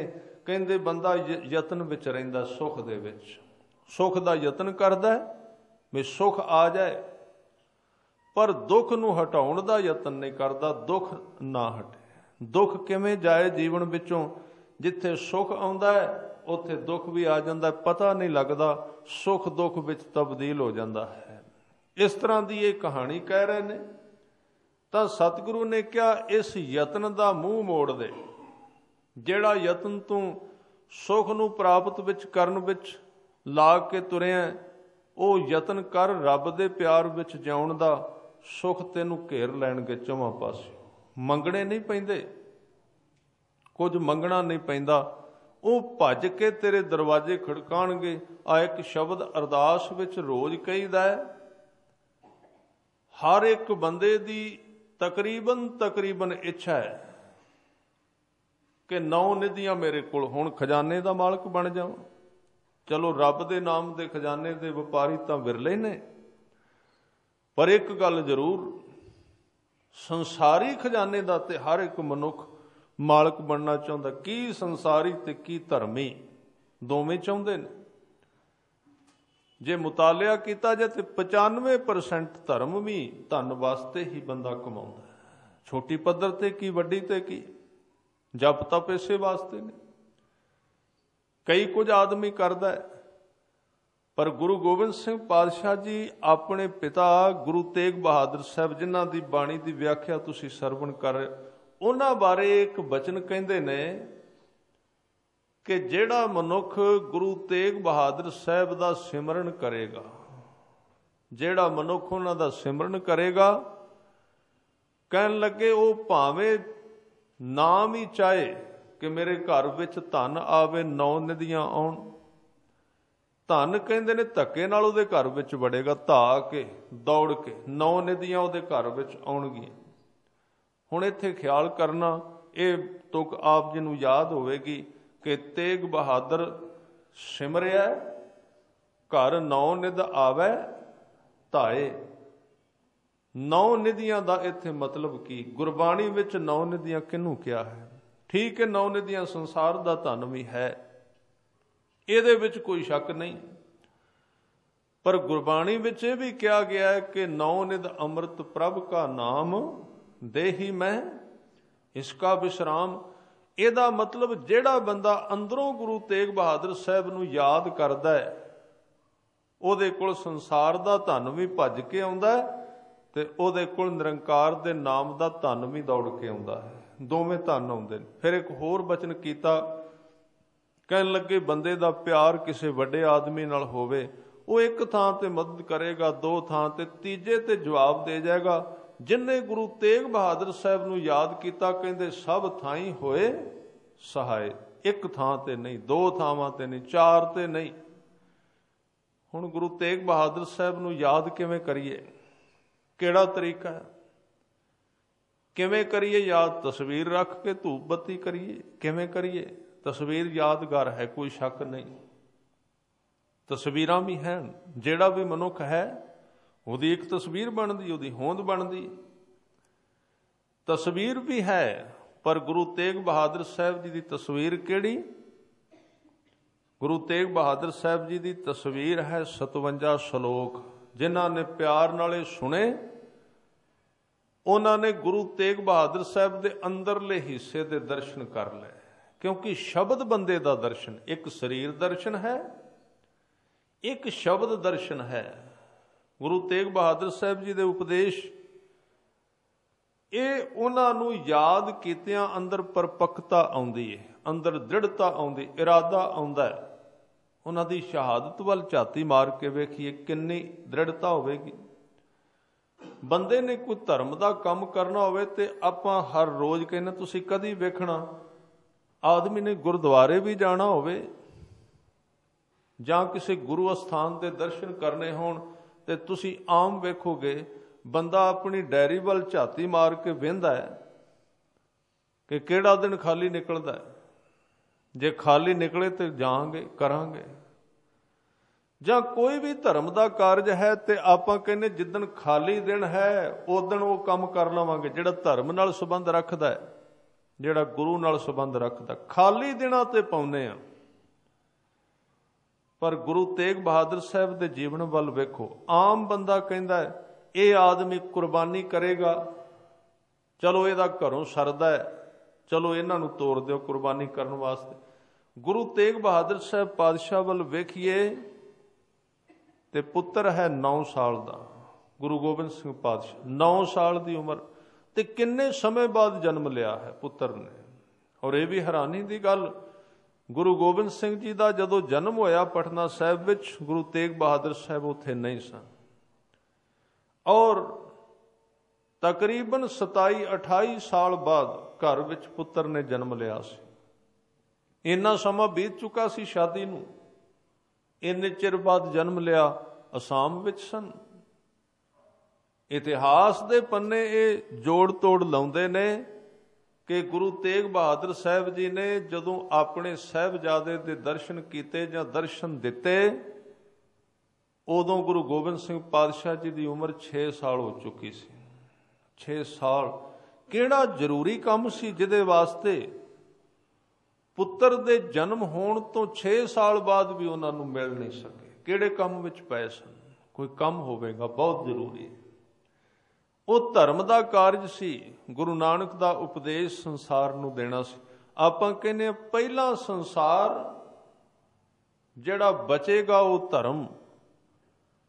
ਕਈ ਵਾਰੀ ਅਸੀਂ ਕਹਿੰਦੇ ਹਾਂ ਵੀ ਪਹਿਲਾਂ ਜੋ ਕੁਝ ਆਪ ਖਾ ਪੀ ਲਓ ਤੇ ਜਿਹੜਾ ਵਧਿਆ ਉਹ ਗੁਰਦੁਆਰੇ ਦੇ ਆਓ। ਇਹ ਹੈ, ਅਸੀਂ ਜਦੋਂ ਗੁਰੂ ਨੂੰ ਧਰਮ ਨੂੰ ਪਿੱਛੇ ਕਰ ਦਿੰਦੇ ਹਾਂ, ਸੰਸਾਰ ਅੱਗੇ ਆ ਜਾਂਦਾ, ਇਸ ਕਰਕੇ ਉਹਦੇ ਵਿੱਚੋਂ ਫਲ ਪ੍ਰਾਪਤ ਨਹੀਂ ਹੁੰਦਾ। ਮੈਂ ਬੇਨਤੀ ਜਿਹੜੀ ਤੁਹਾਡੇ ਚਰਨਾਂ ਵਿੱਚ ਕਰ ਰਿਹਾ ਸੀ, ਗੁਰੂ ਤੇਗ ਬਹਾਦਰ ਦਾ ਸਿਮਰਨ ਕੀ ਹੈ? ਉਹਨਾਂ ਦੀ ਕੁਰਬਾਨੀ ਨੂੰ ਯਾਦ ਕਰਨਾ, ਉਹਨਾਂ ਵੱਲੋਂ ਦਿੱਤੇ ਹੋਏ ਉਪਦੇਸ਼ ਨੂੰ ਯਾਦ ਕਰਨਾ। ਬੜਾ ਸੋਹਣੇ ਉਪਦੇਸ਼ ਉਹਨਾਂ ਨੇ, ਇਹ ਹੀ ਉਹਨਾਂ ਨੂੰ ਸਿਮਰਨ ਕਰਦਾ। ਤੇ ਜਿਨ੍ਹਾਂ ਨੇ ਉਹਨਾਂ ਦਾ ਸਿਮਰਨ ਕੀਤਾ, ਘਰ ਨੌ ਨਿਧ ਆਵੈ ਧਾਏ, ਸਭ ਥਾਈਂ ਹੋਏ ਸਹਾਏ। ਸਾਰੇ ਥਾਵਾਂ ਤੇ ਸਹਾਇਤਾ ਨੇ। ਇੱਕ ਮੈਂ ਉਹਨਾਂ ਦਾ ਛੋਟਾ ਜਿਹਾ ਉਪਦੇਸ਼ ਤੁਹਾਡੇ ਨਾਲ ਕੁਝ ਮਿੰਟਾਂ ਵਿੱਚ ਸਾਂਝਾ ਕਰਾਂ। ਉਪਦੇਸ਼ ਬਖਸ਼ਿਸ਼ ਕੀਤਾ, ਬੜਾ ਪਿਆਰਾ ਉਪਦੇਸ਼ ਹੈ। ਸਤਿਗੁਰੂ ਗੁਰੂ ਤੇਗ ਬਹਾਦਰ ਸਾਹਿਬ ਜੀ ਦੀ ਸਾਰੀ ਬਾਣੀ ਵਿੱਚ ਵਿਰਾਗ ਹੈ। ਸਾਰੀ ਬਾਣੀ ਪੜ੍ਹੋ, ਉਹਦੇ ਵਿੱਚ ਕਿਹਾ ਸੰਸਾਰ ਮਿੱਟੀ, ਪਰਿਵਾਰ ਵੀ ਮਿੱਟੀ ਹੈ, ਤੂੰ ਆਪ ਮਿੱਟੀ ਹੈ ਖੁਦ, ਕੁਝ ਨਹੀਂ ਹੈ ਇੱਥੇ, ਪਾਣੀ ਦਾ ਬੁਲਬੁਲਾ ਹੈ, ਮਿਟ ਗਿਆ ਸਾਰਾ ਕੁਝ, ਚਲੇ ਗਏ ਲੋਕ। ਤੇ ਇਸ ਵਿਚਾਰਾਂ ਦੇ ਹੁੰਦਿਆਂ ਉਹਨਾਂ ਨੇ ਇੱਕ ਨਗਰ ਦੀ ਆਰੰਭਤਾ ਕੀਤੀ, ਆਨੰਦਪੁਰ ਸਾਹਿਬ, ਜਿਸ ਦਾ ਨਾਮ ਪਹਿਲਾ ਨਾਮ ਸੀ ਮਾਖੋਵਾਲ। ਮਾਖੋਵਾਲ ਖਰੀਦਿਆ ਗੁਰੂ ਤੇਗ ਬਹਾਦਰ ਸਾਹਿਬ ਨੇ। ਇੱਥੇ ਮਾਖੋ ਦੈਂਤ ਦਾ ਇਹ ਇਲਾਕਾ ਸੀ, ਉਹਦੇ ਨਾਮ ਤੇ ਇਹ ਨਗਰ ਵਸਾਇਆ ਗਿਆ ਸੀ। ਮਾਖੋ ਦੈਂਤ ਦੇ ਥਾਂ ਤੇ ਇਹ ਨਗਰ ਵਸਾਇਆ। ਫਿਰ ਇਹਦਾ ਨਾਮ ਰੱਖਿਆ ਚੱਕ ਨਾਨਕੀ। ਮਾਤਾ ਨਾਨਕੀ ਗੁਰੂ ਤੇਗ ਬਹਾਦਰ ਸਾਹਿਬ ਜੀ ਦੇ ਮਾਤਾ ਦੇ ਨਾਮ। ਬਾਅਦ ਵਿੱਚ ਜਦੋਂ ਇਹ ਨਗਰ ਤਿਆਰ ਹੋ ਗਿਆ ਜਾਂ ਆਰੰਭਤਾ ਹੋਣ ਲੱਗੀ ਜਾਂ ਕਿਸੇ ਵੀ ਵਕਤ, ਗੁਰੂ ਤੇਗ ਬਹਾਦਰ ਸਾਹਿਬ ਨੇ ਆਨੰਦ ਸਾਹਿਬ ਦੀ ਬਾਣੀ ਦਾ ਪਾਠ ਕਰਾਇਆ ਤੇ ਇਹਦਾ ਨਾਮ ਰੱਖ ਦਿੱਤਾ ਆਨੰਦਪੁਰ ਸਾਹਿਬ। ਕਿਉਂਕਿ ਇਹ ਸਿੱਖ ਧਰਮ ਦੀ ਉਹ ਥਾਂ ਆ ਚੁੱਕੀ ਸੀ ਜਿੱਥੇ ਸਿੱਖ ਧਰਮ ਨੂੰ ਅਖੀਰਲਾ ਸਰੂਪ ਦਿੱਤਾ ਜਾਣਾ ਸੀ। ਤੇ ਅਖੀਰਲੀ ਦਸ਼ਾ ਆਨੰਦ ਹੈ ਬੰਦੇ ਦੀ, ਉਹਦੇ ਤੋਂ ਪਹਿਲਾਂ ਉਹ ਸੰਪੂਰਨ ਨਹੀਂ ਹੈ, ਪੂਰਾ ਨਹੀਂ ਹੈ। ਜਿੰਨਾ ਚਿਰ ਆਨੰਦ ਤੱਕ ਨਹੀਂ ਜਾਂਦਾ, ਆਨੰਦ ਐਂਡ ਹੈ ਜ਼ਿੰਦਗੀ ਦਾ, ਸੰਪੂਰਨਤਾ ਧਰਮ ਦੀ। ਜਿੰਨਾ ਚਿਰ ਆਨੰਦ ਦੀ ਪ੍ਰਾਪਤੀ ਨਹੀਂ, ਧਰਮੀ ਬੰਦਾ ਅੱਧ ਵਿੱਚ ਹੈ। ਉਹਨੂੰ ਸਮਝ ਲੈਣਾ ਚਾਹੀਦਾ ਆਨੰਦ ਮੈਨੂੰ ਨਹੀਂ ਮਿਲਿਆ, ਮੈਂ ਅਜੇ ਰਾਹ ਵਿੱਚ ਹੀ ਖੜਾ, ਅਜੇ ਦੁਬਦਾ ਹੈ ਮਨ ਵਿੱਚ, ਅਜੇ ਹੋਰ ਕਈ ਪ੍ਰਕਾਰ ਦੇ ਭੈ ਆਦਿਕ ਨੇ, ਤ੍ਰਿਸ਼ਨਾ ਹੈ। ਇਹਦਾ ਜਦੋਂ ਨੀਂਹ ਪੱਥਰ ਰੱਖਿਆ, ਉਸਾਰੀ ਚੱਲਦੀ ਸੀ, ਉੱਥੋਂ ਇੱਕ ਫਕੀਰ ਲੰਘਦਾ ਹੈ। ਸ਼ਾਮ ਦਾ ਵਕਤ ਸੀ। ਜਦੋਂ ਲੰਘਿਆ ਗਲੀਆਂ ਵਿੱਚੋਂ ਮਿਸਤਰੀ ਲੱਗੇ ਹੋਏ ਨੇ, ਇੱਟਾਂ ਖੜਕਦੀਆਂ ਨੇ, ਮਕਾਨ ਪਾਏ ਜਾ ਰਹੇ ਨੇ। ਫਕੀਰ ਤੁਹਾਨੂੰ ਪਤਾ ਹੈ ਸੰਸਾਰ ਛੱਡ ਚੁੱਕਾ ਸੀ, ਸੰਨਿਆਸੀ ਸੀ। ਉਹਨੇ ਗੁਰੂ ਤੇਗ ਬਹਾਦਰ ਸਾਹਿਬ ਜੀ ਦੀ ਬਾਣੀ ਸੁਣੀ ਸੀ ਕਿ ਜਗ ਰਚਨਾ ਸਭ ਝੂਠ ਹੈ, ਜਾਣ ਲਿਹੋ ਰੇ ਮੀਤ, ਕਹਿ ਨਾਨਕ ਥਿਰ ਨਾ ਰਹਿ ਜਿਉ ਬਾਲੂ ਕੀ ਭੀਤ। ਸੋਚਦਾ ਹੈ ਗੁਰੂ ਤੇਗ ਬਹਾਦਰ ਸਾਹਿਬ ਜੀ ਕਹਿੰਦੇ ਹੋਰ ਨੇ, ਕਰਦੇ ਹੋਰ ਨੇ। ਕਿਆ ਤੇ ਹੈ ਜਗਤ ਝੂਠਾ ਹੈ, ਤੇ ਬਣਵਾਈ ਜਾਂਦੇ ਨੇ ਕੰਧਾਂ। ਇਹ ਕਿਉਂ? ਕਿਉਂਕਿ ਸਾਧ ਸੰਗਤ ਜੀਵਨ ਇੰਨਾ ਵਿਸ਼ਾਲ ਹੈ, ਜੀਵਨ ਦੇ ਇੱਕ ਹਿੱਸੇ ਨੂੰ ਅਸੀਂ ਇਸ ਸਾਲ ਸਮਝਨੇ ਆ, ਅਗਲੇ ਸਾਲ ਅਸੀਂ ਖੁਦ ਹੀ ਕਵਾਂਗੇ ਉਹ ਮੇਰੀ ਜਾਣਕਾਰੀ ਗਲਤ ਸੀ। ਇਹ ਨਹੀਂ ਵੀ ਉਹ ਸੰਨਿਆਸੀ ਗਲਤ ਕਹਿ ਰਿਹਾ ਸੀ, ਉਹਦੀ ਰੇਂਜ ਹੀ ਹੋਣੀ ਸੀ, ਉਹਦੀ ਪਹੁੰਚ ਹੀ ਹੋਣੀ ਸੀ। ਮੇਰੀ ਆਪਣੀ ਜ਼ਿੰਦਗੀ ਦਾ ਤਜਰਬਾ ਹੈ ਕਿ ਜਿਹੜੇ ਗਿਆਨ, ਜਿਹੜੇ ਵਿਚਾਰ, ਜਿਹੜੇ ਤਜਰਬੇ ਅੱਜ ਤੋਂ 5 ਸਾਲ ਪਹਿਲਾਂ ਸਨ, ਉਹ ਬਿਲਕੁਲ ਮੂਰਖਤਾ ਭਰੇ ਸਨ। ਅੱਜ ਉਹ ਛੋਟੇ ਰਹਿ ਗਏ, ਉਹ ਕੰਮ ਨਹੀਂ ਦਿੰਦੇ ਅੱਜ, ਪਰ ਉਦੋਂ ਉਹ ਠੀਕ ਸਨ। ਉਸ ਵੇਲੇ ਉਹ ਕੰਮ ਦੇਣ ਵਾਲੇ ਸਨ, ਉਹ ਕਿਸੇ ਦੇ ਕੰਮ ਆ ਸਕਦੇ ਨੇ, ਹੋਰ ਕਿਸੇ ਦੇ। ਇਹਨੇ ਸਾਧ ਸੰਗਤ ਜਦੋਂ ਵੇਖਿਆ ਵੀ ਇੱਕ ਪਾਸੇ ਤਾਂ ਕਹਿੰਦੇ ਮਾਇਆ ਨਹੀਂ ਚਾਹੀਦੀ, ਕੁਝ ਨਹੀਂ ਚਾਹੀਦਾ, ਇੱਕ ਪਾਸੇ ਬਣਵਾ ਰਹੇ ਨੇ। ਗੁਰੂ ਤੇਗ ਬਹਾਦਰ ਸਾਹਿਬ ਕੋਲ ਗਿਣਤੀਆਂ ਗਿਣਦਾ ਹੋਇਆ ਚਲਾ ਗਿਆ। ਕਹਿੰਦੇ ਇੱਕ ਗੱਲ ਦਾ ਜਵਾਬ ਦਿਓ, ਸੰਸਾਰ ਸੱਚ ਹੈ ਕਿ ਝੂਠ ਹੈ? ਹਜ਼ੂਰ ਨੇ ਕਿਹਾ ਸੰਸਾਰ ਝੂਠ ਹੈ, ਪਰ ਇਸ ਝੂਠੇ ਸੰਸਾਰ ਦੇ ਵਿੱਚੋਂ ਸੱਚ ਦੀ ਖੋਜ ਕੀਤੀ ਜਾ ਸਕਦੀ ਹੈ, ਹੋਰ ਕੋਈ ਥਾਂ ਨਹੀਂ ਹੈ। ਇਹਦੇ ਵਿੱਚੋਂ ਹੀ ਤੇ ਲੱਭਿਆ ਜਾ ਸਕਦਾ ਹੈ ਸੱਚ ਨੂੰ। ਸੱਚ ਦੀ ਪਹਿਚਾਣ ਵੀ ਤੇ ਤਾਂ ਹੋਵੇਗੀ ਉਹਦਾ ਕੋਈ ਵਿਰੋਧੀ ਹੋਵੇਗਾ, ਤੇ ਜੇ ਉਹਦਾ ਵਿਰੋਧੀ ਨਹੀਂ ਤੇ ਪਹਿਚਾਣ ਕਿਵੇਂ ਆਵੇਗੀ? ਸਫੈਦ ਕਾਗਜ਼ ਦੇ ਉੱਤੇ ਸਫੈਦ ਪੈਨ ਨਾਲ ਲਿਖੋ, ਅੱਖਰ ਕਿਵੇਂ ਪੜ੍ਹੇ ਜਾਣਗੇ? ਕਾਗਜ਼ ਵੀ ਸਫੈਦ ਤੇ ਅੱਖਰ ਵੀ ਸਫੈਦ, ਕਿਵੇਂ ਪੜ੍ਹੋਗੇ ਉਹਨੂੰ? ਉਹਦਾ ਵਿਰੋਧੀ ਕਾਗਜ਼ ਚਾਹੀਦਾ, ਵਿਰੋਧੀ ਰੰਗ ਚਾਹੀਦਾ, ਕਾਲਾ ਚਾਹੀਦਾ ਹੈ, ਤਾਂ ਚਿੱਟੇ ਅੱਖਰ ਪੜ੍ਹੇ ਜਾਣਗੇ। ਜੇ ਕਾਲੇ ਰੰਗ ਦਾ ਕਾਗਜ਼ ਹੈ ਤੇ ਜੇ ਕਾਲੇ ਪੈਨ ਨਾਲ ਲਿਖੋ, ਉੱਥੇ ਉਹ ਨਹੀਂ ਪੜ੍ਹਿਆ ਜਾਏਗਾ, ਸਫੈਦ ਚਾਹੀਦਾ। ਮਾਇਆ ਕੀ ਹੈ? ਸੱਚ ਦਾ ਵਿਰੋਧੀ ਤੱਤ ਹੈ। ਸੱਚ ਦੀ ਪਹਿਚਾਣ ਹੀ ਨਹੀਂ ਉਹਨਾਂ ਚਿਰ ਆਉਂਦੀ ਜਿੰਨਾ ਚਿਰ ਨਾਲ ਝੂਠ ਨਹੀਂ ਖੜਾ ਹੈ, ਉਹਨਾਂ ਚਿਰ ਪਤਾ ਨਹੀਂ ਲੱਗੇਗਾ। ਉਹਨੇ ਫਿਰ ਵੀ ਕਿਹਾ ਨਹੀਂ, ਇਹ ਦਲੀਲ ਮੈਨੂੰ ਫੱਬਦੀ ਨਹੀਂ, ਹੋਰ ਜਵਾਬ ਦਿਓ। ਹਜ਼ੂਰ ਨੇ ਕਿਹਾ ਕੋਈ ਗੱਲ ਨਹੀਂ, ਸ਼ਾਮ ਦਾ ਵਕਤ ਹੋ ਚੁੱਕਾ, ਤੁਸੀਂ ਰਾਤ ਰਹਿਣਾ। ਕਿਉਂਕਿ ਗੁਰੂ ਕੋਲ ਕਈ ਤਰੀਕੇ ਨੇ ਬੰਦੇ ਨੂੰ ਸਮਝਾਉਣ ਦੇ, ਜ਼ਰੂਰੀ ਨਹੀਂ ਸ਼ਬਦਾਂ ਨਾਲ ਸਮਝਾਉਣਾ। ਇੱਕ ਤਰੀਕਾ ਵਰਤਿਆ, ਕਹਿੰਦੇ ਚਲੇ ਜਾਓ, ਆਰਾਮ ਕਰੋ। ਪਹਿਲੀ ਗੱਲ ਤੇ ਰਾਤ ਕਮਰਾ ਮਿਲਿਆ, ਭੋਜਨ ਮਿਲਿਆ, ਕੋਈ ਤੇ ਸ਼ੰਕਾ ਹੱਲ ਹੋ ਗਿਆ ਕਿ ਇੱਥੇ ਰਹਿਣ ਵਾਸਤੇ ਬਣਾਇਆ ਜਾ ਰਿਹਾ। ਉਥੇ ਰਾਤ ਲੇਟਦਿਆਂ ਸਾਰ ਧਿਆਨ ਵਿੱਚ ਗਿਆ ਜਾਂ ਨੀਂਦ ਵਿੱਚ ਗਿਆ ਤਾਂ ਕੀ ਦੇਖਦਾ ਹੈ? ਇੱਕ ਜੰਗਲੀ ਜਾਨਵਰ ਹੈ ਸ਼ੇਰ। ਇਹ ਸੁਪਨਿਆਂ ਦੀ ਦੁਨੀਆ। ਹੁਣ ਇਸ ਤੋਂ ਅੱਗੇ ਮੈਂ ਜੋ ਕੁਝ ਕਹਾਂਗਾ ਉਹਦੇ ਉਦਾਹਰਨ ਕੋਈ ਨਹੀਂ ਹਨ। ਵੈਸੇ ਸੱਚ ਦੇ ਉਦਾਹਰਨ ਕੋਈ ਨਹੀਂ ਹੁੰਦੇ, ਖਿਆਲ ਰੱਖ। ਅਸੀਂ ਕਹਿੰਦੇ ਸਬੂਤ ਦਿਓ। ਮੈਂ ਬੇਨਤੀ ਕਰਾਂ, ਜਿਹੜੀ ਚੀਜ਼ ਦੇ ਸਬੂਤ ਦਿੱਤੇ ਜਾਣਗੇ ਉਹ ਚੀਜ਼ ਝੂਠ ਹੋ ਜਾਏਗੀ, ਉਹ ਸੱਚ ਨਹੀਂ ਰਹੇਗੀ। ਸੱਚ ਦਾ ਕੋਈ ਸਬੂਤ ਨਹੀਂ ਹੈ, ਉਹਨੂੰ ਸਿਰਫ ਮਾਣਿਆ ਹੀ ਜਾ ਸਕਦਾ ਹੈ, ਉਹਦੇ ਕੋਈ ਸਬੂਤ ਨਹੀਂ ਹਨ। ਉਹਨੂੰ ਵਾਪਸ ਆ ਕੇ ਦੱਸਿਆ ਨਹੀਂ ਜਾ ਸਕਦਾ। ਹਾਂ, ਉਸ ਬੰਦੇ ਦੇ ਸਿਗਨਲ, ਉਹਦੇ ਸਰੀਰ ਦਾ ਤੁਰਨਾ, ਉਹਦਾ ਵੇਖਣਾ, ਬੋਲਣਾ, ਉਹਦੇ ਸ਼ਬਦ ਥੋੜੀ ਥੋੜੀ ਖਬਰ ਦਿੰਦੇ ਵੀ ਇਹ ਕਿਸੇ ਹੋਰ ਦੁਨੀਆ ਵਿੱਚ ਚਲਾ ਗਿਆ। ਪੂਰੀ ਵਿਆਖਿਆ ਉੱਥੋਂ ਦੀ ਹੈ ਨਹੀਂ, ਪੂਰੀ ਵਿਆਖਿਆ ਕਿਸੇ ਨੇ ਕੀਤੀ ਨਹੀਂ। ਤਾਂ ਇਸ ਤੋਂ ਅੱਗੇ ਜੋ ਹੈ ਉਹਦੇ ਸਬੂਤ ਨਹੀਂ ਹਨ, ਉਹਦੇ ਉਦਾਹਰਨ ਨਹੀਂ ਹਨ ਵੀ ਕਿਵੇਂ ਹੋ ਸਕਦਾ, ਕੀ ਹੋ ਸਕਦਾ ਹੈ। ਉਹ ਵੇਖਣ ਨਾਲ ਹੀ ਪਤਾ ਲੱਗਦਾ ਹੈ। ਨਾਨਕ ਗਿਆ ਜਾਪੈ ਜਾਏ। ਜੇ ਕੋਈ ਜਾਏਗਾ ਤੇ ਦੇਖ ਲਏਗਾ, ਜਾਏਗਾ ਤੇ ਦੇਖ ਲਏਗਾ। ਇੱਕ ਫਕੀਰ ਕੋਲ ਕੋਈ ਤਰਕਵਾਦੀ ਆਦਮੀ ਚਲਾ ਗਿਆ ਜੀ, ਮੌਤ ਹੁੰਦੀ ਹੈ ਜੀ, ਜਮਦੂਤ ਹੁੰਦੇ ਨੇ ਜੀ, ਧਰਮਰਾਜ ਹੁੰਦਾ ਹੈ। ਉਹਨਾਂ ਨੇ ਕਿਹਾ ਵੀ ਅਸੀਂ ਤੇ ਜੋ ਕੁਝ ਅੱਜ ਤੱਕ ਜਾਣਿਆ ਉਹਦੇ ਅਨੁਸਾਰ ਤੇ ਹੁੰਦਾ ਹੈ, ਉਹਦੇ ਅਨੁਸਾਰ ਤੇ ਹੁੰਦਾ। ਕਹਿੰਦੇ ਮੈਂ ਨਹੀਂ ਮੰਨਦਾ, ਮੈਨੂੰ ਸਮਝਾਓ, ਸਬੂਤ ਦਿਓ ਇਹਦਾ ਸਬੂਤ ਦਿਓ। ਉਹਨਾਂ ਨੇ ਕਿਹਾ ਫਿਰ ਇਹਦਾ ਤੇ ਸਬੂਤ ਇੱਕੋ ਹੀ ਮਿਲ ਸਕਦਾ ਵੀ ਤੂੰ ਮਰਨ ਲਈ ਤਿਆਰ ਹੋ ਜਾ, ਜਦੋਂ ਮਰੇਗਾ ਤੇ ਆਪਣੀਆਂ ਅੱਖਾਂ ਨਾਲ ਦੇਖ ਲਈ, ਹੋਰ ਕੋਈ ਸਬੂਤ ਇਹਦਾ ਮੈਂ ਕਿਵੇਂ ਦਿਆਂਗਾ। ਮੈਂ ਤੈਨੂੰ ਕਹਾਂ ਤੂੰ ਮੰਨਣਾ ਨਹੀਂ, ਕਿਉਂਕਿ ਤੈਨੂੰ ਦਿਸਣਾ ਨਹੀਂ। ਜੋ ਕੁਝ ਮੇਰੀ ਨਜ਼ਰ ਵਿੱਚ ਉਹ ਤੇਰੀ ਨਜ਼ਰ ਵਿੱਚ ਨਹੀਂ ਆ ਸਕਦਾ। ਜਾਂ ਤੂੰ ਆਪਣੇ ਗੁਰੂ ਤੇ ਭਰੋਸਾ ਕਰ ਲੈ। ਗੁਰੂ ਨੇ ਕਿਹਾ ਨਾ, ਆਜ ਮੇਰੇ ਮਨ ਪ੍ਰਗਟ ਭਇਆ ਹੈ, ਪੇਖੀ ਅਲੇ ਧਰਮ ਰਾਓ, ਭਗਤ ਜੀ ਦੀ ਬਾਣੀ ਹੈ। ਆਜ ਮੇਰਾ ਮਨ ਪ੍ਰਗਟ ਭਇਆ ਹੈ, ਪੇਖੀ ਅਲੇ ਧਰਮ ਰਾਓ, ਤੈ ਕਰਦਲ ਕਰਨ ਮਹਾਬਲੀ, ਤਿਨ ਆਗ ਲੜੈ ਮੈਂ ਰਹਿਣ ਨਾ ਜਾਏ। ਫਿਰ ਤਾਂ ਮਰਨਾ ਹੀ ਪਏਗਾ। ਇਸ ਕਰਕੇ ਜਿਨ੍ਹਾਂ ਨੇ ਆਪਣੇ ਆਪ ਨੂੰ ਮਾਰਿਆ ਉਹਨਾਂ ਨੇ ਸਭ ਕੁਝ ਦੇਖਿਆ। ਹੁਣ ਉਹ ਇਹਨਾਂ ਲੋਕਾਂ ਨੂੰ ਕਿਵੇਂ ਆ ਕੇ ਸਮਝਾਉਣ, ਕਿਵੇਂ ਪਤਾ ਲੱਗੇ। ਉੱਥੇ ਦੇਖਦਾ ਹੈ ਇੱਕ ਜੰਗਲੀ ਸ਼ੇਰ ਬੜਾ ਭਿਅੰਕਰ।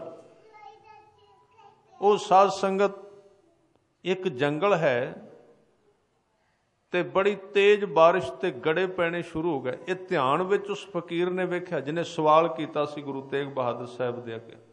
ਗੁਰੂ ਨੇ ਦ੍ਰਿਸ਼ ਵਿਖਾਇਆ, ਕਲਾ ਵਿਖਾਈ। ਇੱਕ ਭਿਅੰਕਰ ਸ਼ੇਰ ਜੰਗਲ ਵਿੱਚ ਦੌੜ ਕੇ ਆਪਣੇ ਘੁਰਨੇ ਵੱਲ ਜਾ ਰਿਹਾ ਹੈ। ਬੜੇ ਤੇਜ਼ ਗੜੇ ਪੈਂਦੇ ਨੇ। ਇਹ ਤਾਂ ਸਾਰਿਆਂ ਦਾ ਤਜਰਬਾ ਹੈ ਨਾ ਵੀ ਸੁਪਨੇ ਵਿੱਚ ਮੀਂਹ ਵੀ ਪੈਂਦਾ, ਗੜੇ ਵੀ ਪੈਂਦੇ, ਕਈ ਕੁਝ ਹੁੰਦਾ ਹੈ। ਇਹ ਤਾਂ ਮੰਨ ਸਕਦੇ ਆ।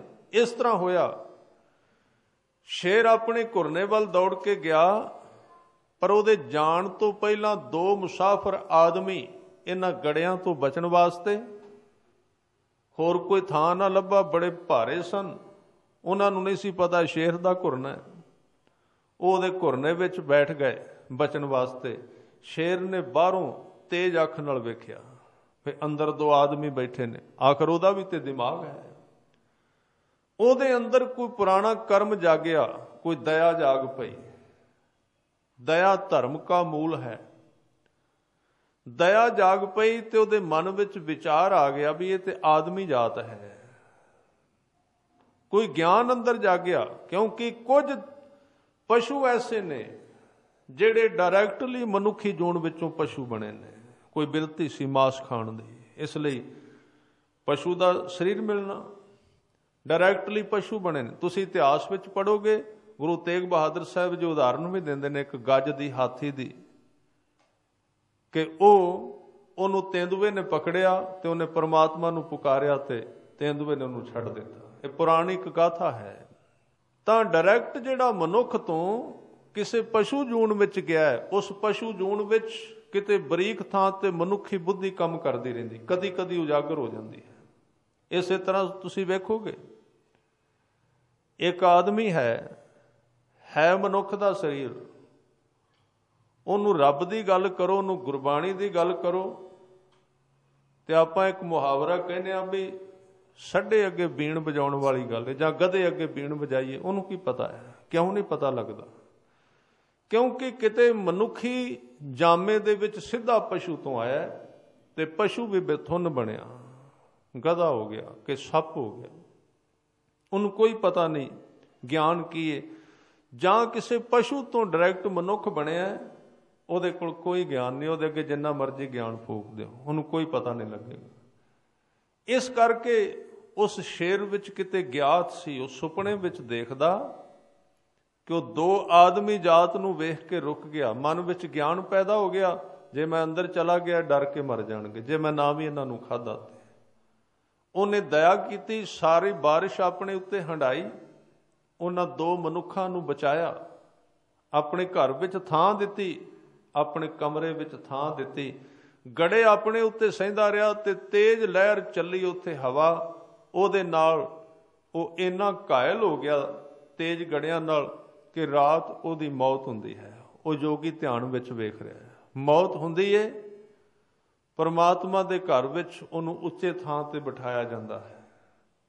ਉੱਥੇ ਉਹਦੀ ਸੇਵਾ ਹੁੰਦੀ ਹੈ, ਉੱਥੇ ਉਹਦੀ ਪੁੱਛ ਗਿੱਛ ਹੁੰਦੀ ਹੈ, ਪੁੱਛਿਆ ਜਾਂਦਾ ਹੈ। ਹੈਰਾਨ ਹੋ ਗਿਆ क्योंकि उस जोगी की कंडीशन ये सी, उस स्टेज पर जाना चाहता सी जिथे शेर पहुँच गया, उसकी आत्मा चली गई। इन्हें नूं जाग खुल गई, इन्हें नूं सवेरा हो गया। हैरान हुंदा भी ये की वाकिया सी। गुरु तेग बहादुर साहब कोल गया सवेरे, हजूर कहंदे ने जोगी राज तुहाडा सवाल सी ये मकान क्यों बनाए ने? कहन लगे महाराज हाँ सवाल सी, पर रात एक ध्यान विच नींद विच सुपना आया, समझ नहीं आई। कहंदे वो तुहाडे सवाल का जवाब ही सी। दसो एक आम जानवर नूं रब दे घर विच उच्ची थां किवें मिल गई? उन्हें एक बनाए हुए मकान विच घुरने विच किसी जीव नूं सहारा दिता सी, रब ने उन्होंने थां दे दी। उन्हें दो जीवां नूं थां दिती, रब ने उन्होंने थां दिती। तुसीं क्या सी मकान क्यों? हजूर ने क्या मुसाफिर खाना है, मकान दे विच रहना होर गल है, मकान दे नाल चंबड़ जाना एक होर गल है। बहुत फर्क है। रहना होर गल है, चंबड़ना होर गल है, ध्यान विच वार वार हंडाउणा होर चीज है। इस करके उन्हें अपने मकान विच थां दिती, उन्होंने रब दे घर विच थां मिल गई। ये सच है, दिता लईए अपना, अण दिता किछ हथ ना आवे। गुरबाणी दे फैसले 100% सोधे हुए। ज्ञान दुनिया विच भी हैं बड़े, पर जेड़े ज्ञान गुरु ग्रंथ साहिब पातशाह ने दिते ने 100% सोधे हुए ज्ञान ने। उन्होंने चंगी तरह घोखिया गया, विचारिया गया, उन्होंने झुठलाया नहीं जा सकता, पूरे पूरे सच ने। इस करके बेनती कर रहा सां कि गुरु तेग बहादुर साहब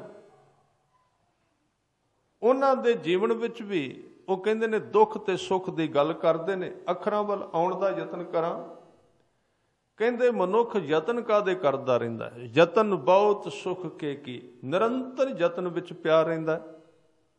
सवेर तो शाम तक सुख नूं अपने खीसे विच अपनी जेब विच पा के रखना चाहुंदा है, पर भुलेखा उहनूं एक भरम विच है। जिस सुख नूं असीं मंगने आ, गुरु तेग बहादुर साहब कहंदे दुख उहदे बिल्कुल नाल इकट्ठा ही आउंदा है।